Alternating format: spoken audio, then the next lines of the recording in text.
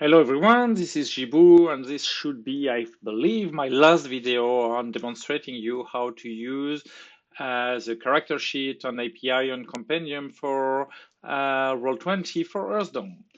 The last thing I didn't demonstrate, I think, is spellcasting. And spellcasting in Earthdawn is particular with matrices and thread weaving and so on.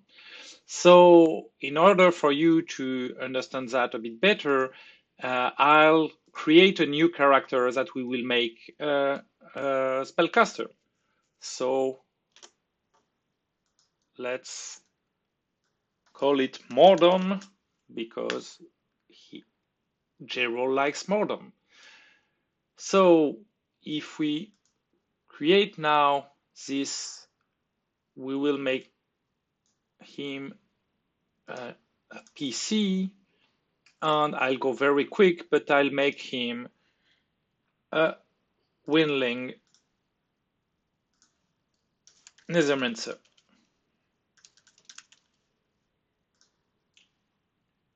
Let's add its talents, and I'll put some basic stats quick so that we have something that makes sense.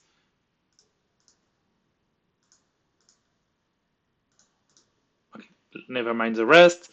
So the first thing that you will notice is that you have something else has appeared here in your, apart from your 4 talents, you have a 4B matrices, and when you created him as a spellcaster, the matrices appeared, and you see again here your link icon, because automatically when it was created, a link was created because the rank of your free matrices is your circle. So you have here a link to your circle.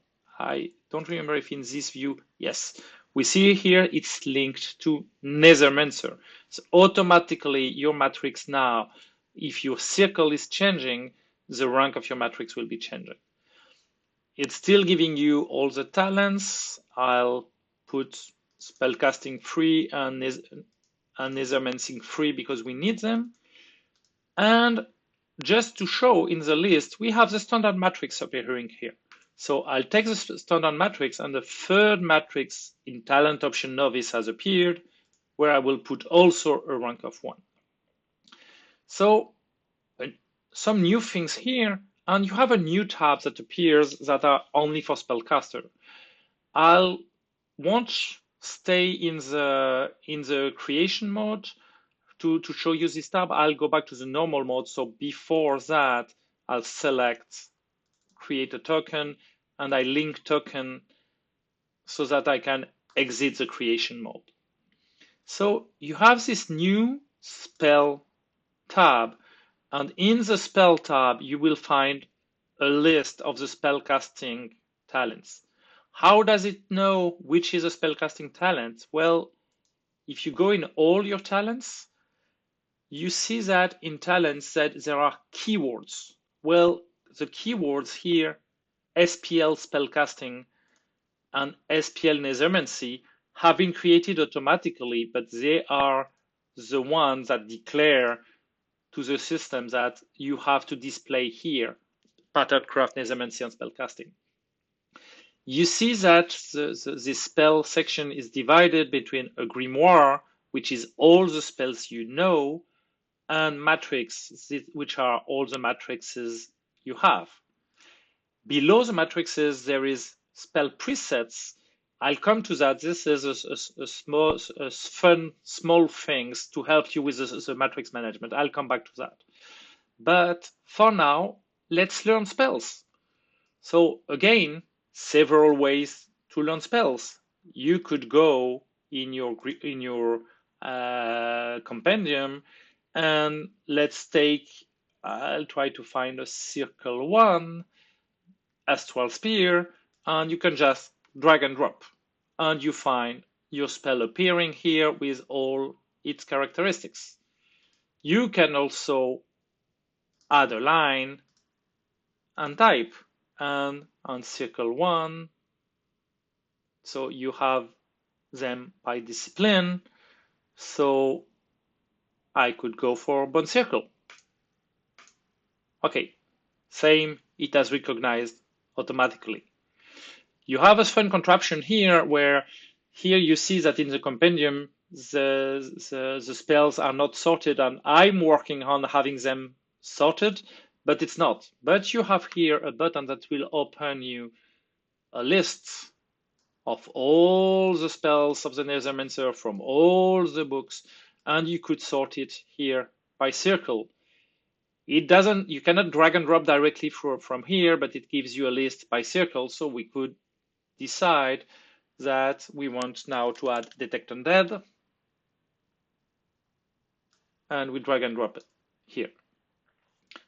Let me put another one just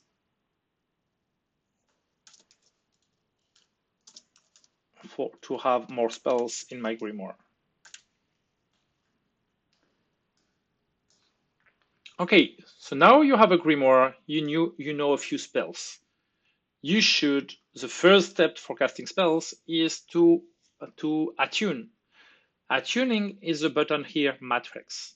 So if you want to attune Astral Spear, you click on it and it will allow you, give you a list of the matrices you can attune to. There is a concept of pseudo-matrix. Pseudo-matrix is used for the cases like Illusionist, Ephemeral Bolt, and True Ephemeral Bolt, where you can put two spells in the same matrix. Well, because matrices that we have here only contain one spell, you create a pseudo matrix for the second one. So let's put Astral Spear in one. Let's put the Bone Circle in the second one, and let's put Detect Undead on the third one. So if you go now to your matrices, you see your configuration. You can make here the presets.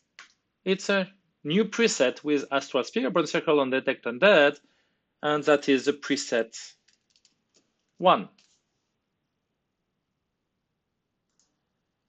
You could, if now you see here, I don't have the button anymore because they're already in matrix, but if I was putting Life Circle of 1 instead of Detect Undead, if I was clicking on my preset 1, it will wipe and come back to Detect Undead. Okay, this is just matrix management. So now let's cast spells.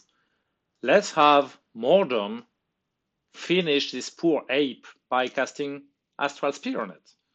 So you could click here or here, it would be the same result. I'll do it from the token actions. You will have token actions for each of the spells you have in Matrix. You also have 2 token actions for, again, not having to always open your sheet. Grimoire will show all your spells. Spells will show only the ones that are in Matrix. So let's take our Astral Spear, and you have a menu here for the sequence. On the sequence, you can reset the sequence and it will tell you all the steps.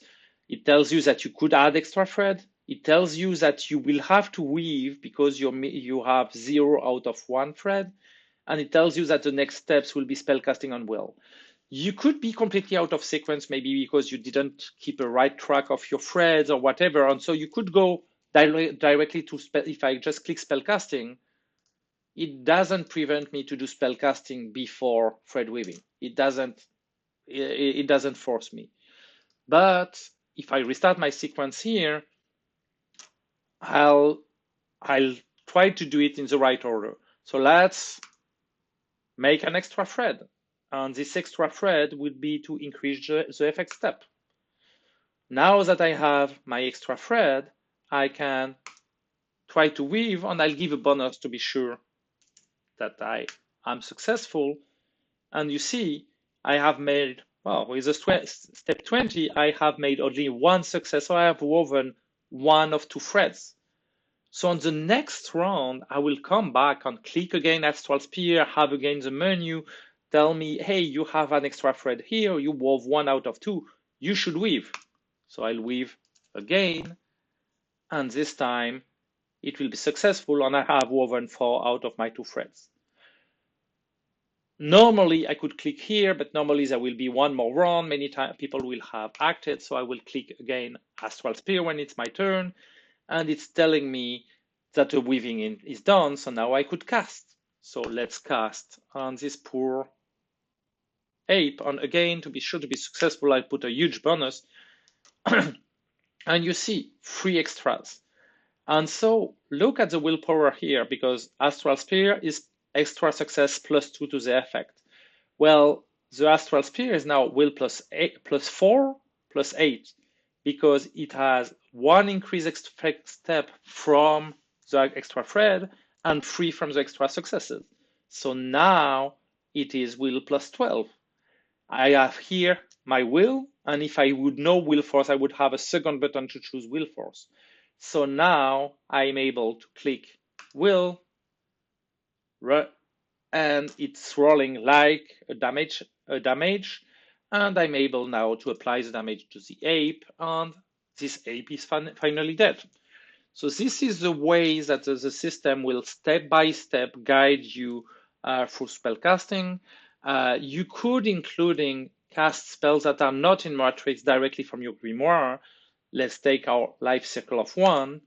And when you come here, it would tell you that the spell is not in Matrix, and it would offer you the other less common options of cast it from a grimoire, attune it to a matrix now, or you could even attune on the fly.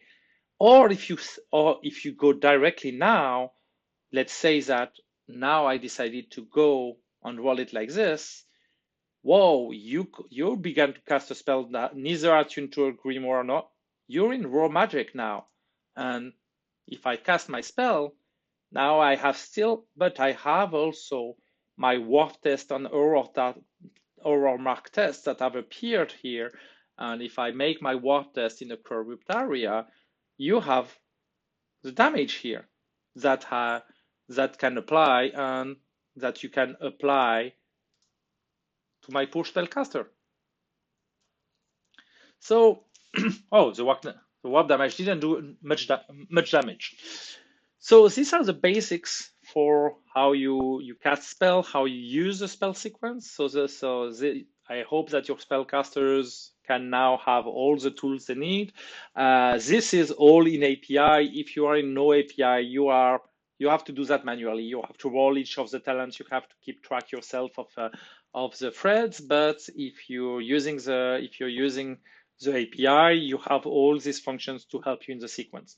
I hope you have fun with it. I had fun recording all these videos, and have good games of Earthdawn.